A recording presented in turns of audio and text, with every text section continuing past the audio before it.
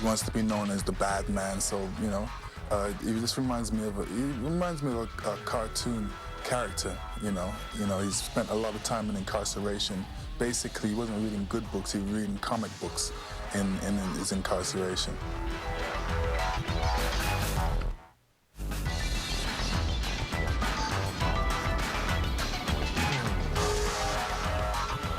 Eras would collide June 8th, 2002 in Memphis. Lennox Lewis against the former heavyweight champion of the world, Iron Mike Tyson. Oddly enough, though, Lennox Lewis is older than Mike Tyson, even though Tyson's era was way back when. Your thoughts going into this fight, Bert? Well, I thought that this would be a definitive fight for either. Here was Lennox, who basically had now beaten Evander, Riddick Bowe in the amateurs, and now Tyson. This would be a clean sweep if he made it, and be, I think, a defining piece of history in his legacy. How important to his legacy, Manny? This was the legacy. Mike Tyson, it all come in because he never had the opportunity to fight Riddick Bowe, something he wanted to do very badly. Except in the amateurs. In amateurs. He beat him in the amateurs, but professionally never. And this was, he'd beaten everyone of this era, but Mike Tyson. Remember, in '88 when Lennox, both Mike Tyson and Lennox were in '84 amateur program. And so Lennox stayed another 4 more years. So when he wins the gold medal in the Olympics in '88, Mike Tyson is like the god. He's on top of the world. So when he turned professional, it was always Mike Tyson, Mike Tyson. Even with the losses, Mike Tyson still is still Mike Tyson. So Lennox wanted this so badly, and I explained to him, this is like Hearns and Leonard. Whatever happens in this fight, you're going to live with the rest of your life. All of the rest of the victories and losses don't mean anything. Your legacy will pretty much be defined by this fight here. And okay, sure.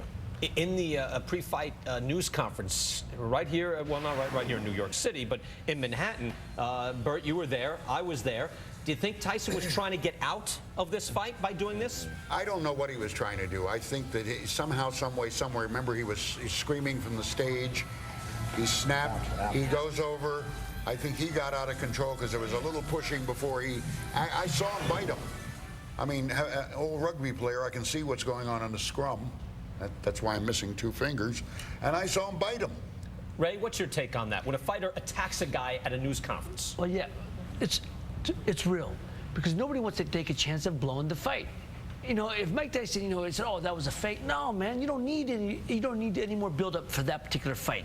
You got the 2 best heavyweights of their generation fighting, finally meeting. As Manny said, it defines Lewis's career. Tyson's been called out. You don't need anything. The fight itself sells itself. That's for real, man. That's, you know, when you get 2 guys that are too much testosterone flowing in that room.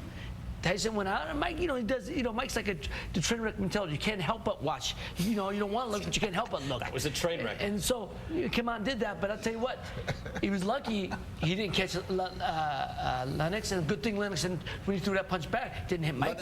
Oh, look, Mike's hook was not hitting anybody. I mean, what he threw there. Lennox hit him. You got that wrong, believe me. He hit him. Well, first of all, I think they was talking about the accomplishments of Lennox, and Mike just freaked out, and he snapped. I mean, he actually snapped. You could see and he it. came in. What happened, the most important thing people don't realize, that when Mike got in firing range, Lennox hit Mike. He hit him it wasn't with with right Lennox. Lennox has never been afraid of Mike Tyson. You had to have some concern, Manny, about that initial barrage. Of course, this is the way it ends. With Lennox, the coup de grace. I was never concerned at all. No?